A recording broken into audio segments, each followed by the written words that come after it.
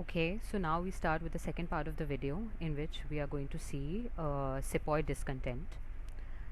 Discontent का मतलब असंतुष्टि होता है, which is dissatisfaction.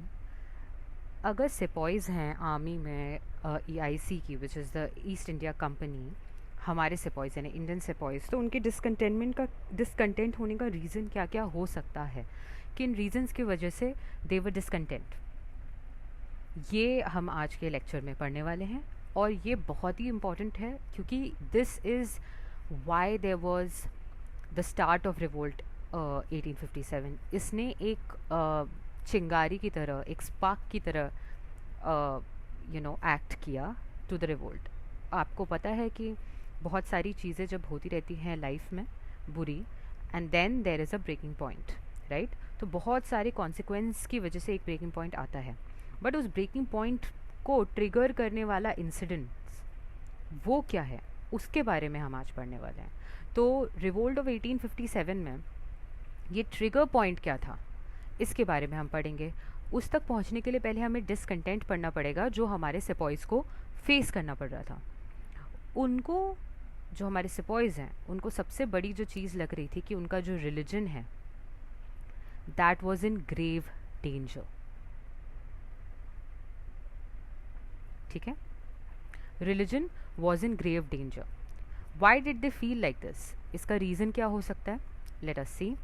सबसे पहले था कि they were not allowed, they were restricted from wearing sectarian and caste के marks. Sectarian and caste marks. अगर कोई पहचान है, कोई इंसान कोई चीज़ पहनता है जो उसकी रिलीजियस आइडेंटिटी है, उसकी कास्ट आइडेंटिटी है, अगर आप उसको रिस्ट्रिक्ट करते हैं फ्रॉम वेयरिंग दैट, ऑब्वियसली उसको डिसकंटेंट होगा, उसको ये लगेगा कि maybe he is not, उसकी इंडिविजुअलिटी पे फ़र्क पड़ेगा, उसका जो एसोसिएशन है with this caste, with his religion, उस पर फ़र्क पड़ेगा। तो ये एक मेजर रीज़न था for the discontent. The second big reason was कि एक रूमर, एक रिपोर्ट के हिसाब से उनको ये लग रहा था कि there was proselytising activity going on. ठीक है, प्रोसेलिटाइजिंग एक्टिविटी क्या होती है, where there is an attempt to convert someone. ठीक है, attempt to convert someone's religion, attempt to influence someone to convert their religion. तो ये प्रोसेलिटाइजिंग एक्टिविटी उनके हिसाब से हो रही थी, तो इसलिए भी उनको दे वर डिसकंटेंट। ठीक है, द थर्ड इज़, एक बिलीफ था कि if you cross the sea you lose your caste. ये उस समय हमारा एक प्रेवलेंट बिलीफ सिस्टम था that if you will cross the sea you will lose your caste. Okay, तो अब एक लॉर्ड कैनिंग ने एक पॉलिसी लाया, और उस पॉलिसी का नाम आप पढ़ सकते हैं, if you remember it it will be well and good. उसका नाम था general Service Enlistment act. Okay, ये आपको एनहांस कर सकता है आपकी आंसर राइटिंग में। वैसे भी अगर कभी प्रीलिम्स में पूछ लिया तो आपको पता होगा कि ये क्या है। Lord Canning General Service Enlistment Act लाते हैं। जनरल सर्विस एनलिस्टमेंट एक्ट क्या है, यहाँ पे बोला जाता है कि जो न्यू रिक्रूट्स हैं टू बंगाल आर्मी, उनसे आप एक अंडरटेकिंग लीजिए। Undertaking as in like a bond, like a contract. ठीक है, आप अंडरटेकिंग लीजिए, उनसे साइन करवाइए। यहाँ पे उसमें क्या लिखा होगा कि when I have signed this, now I will work and serve anywhere where the British और EIC wants me to। साफ बात है, अगर ये बोल रहे हैं कि इसमें आप बाध्य हैं अब से कि आपको जहाँ पे भी बोला जाए वहाँ पे सर्विस प्रोवाइड करनी पड़ेगी, तो जाहिर सी बात है आपको ये भी बोला जा सकता है कि that cross the sea, go to some other place and do the job. तो crossing of the sea, but हमने पढ़ा कि it was thought to be it will facilitate the losing of your caste। so obviously किसी को नहीं चाहिए था कि वो अपनी कास्ट को लूज़ करें, तो वो सी को नहीं क्रॉस करना चाहते थे. The third reason was the third reason was that emoluments in accordance to their British counterparts.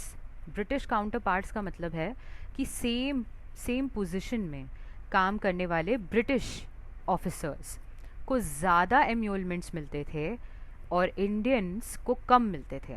Indians को कम पैसे, कम फैसिलिटीज़ मिलते थे फॉर द सेम सर्विस, और उसी सेम सर्विस के लिए ब्रिटिश ऑफिसर्स को ज़्यादा पैसे मिलते थे. देयर वॉज डिस्क्रिमिनेशन, ये तो आपको पता ही है. इम्पीरियलिज्म का सबसे बड़ा जो कॉन्सिक्वेंस था वो था रेसिज्म.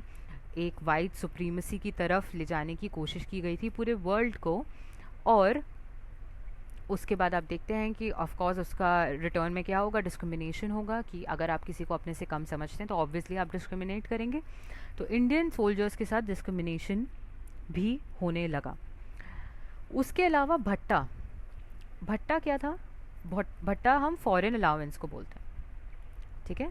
फॉरेन अलाउंस को भट्टा बोलते हैं. इंडियन सोल्जर्स को सिंध, ओके. सिंध में और भी जगह हैं, आप अपने स्पेक्ट्रम से देखिए और इसको रीड कीजिए. I want you to read. Sindh में काम करने के लिए दे वर नॉट गिवन भट्टा और फॉरेन अलाउंस, वो बंद हो गया था, ठीक है. और इसके अलावा क्या था कि एनेक्सेशन ऑफ अवध हुआ था, राइट. ये सारे रीजंस जो थे ये सेपॉय के डिसकंटेंट का रीज़न थे. अगर आप आप अपने स्पेक्ट्रम में पढ़ेंगे कि एस गोपाल जी ने बोला है दैट सेपॉयज और कोई नहीं थे, दे वर पेजेंट्स इन यूनिफॉर्म. इसका क्या मतलब है? इसका मतलब ये है, और इसको ये बहुत अच्छा पॉइंट भी है, आप इसको पेजेंट्स की जो साइकी है, जो सेपॉइज की साइकी है, उसको एक्सप्लेन करने के लिए अपने आंसर में भी लिख सकते हैं कि peasants were sepoys were peasants in uniform. इसका मतलब ये है कि वो काफ़ी ग्राउंडेड थे, वो अपने रूट से अटैच थे, और इस वजह से उनको जो रूरल एरिया में चल रहा है कंडीशंस, उससे फ़र्क पड़ता था.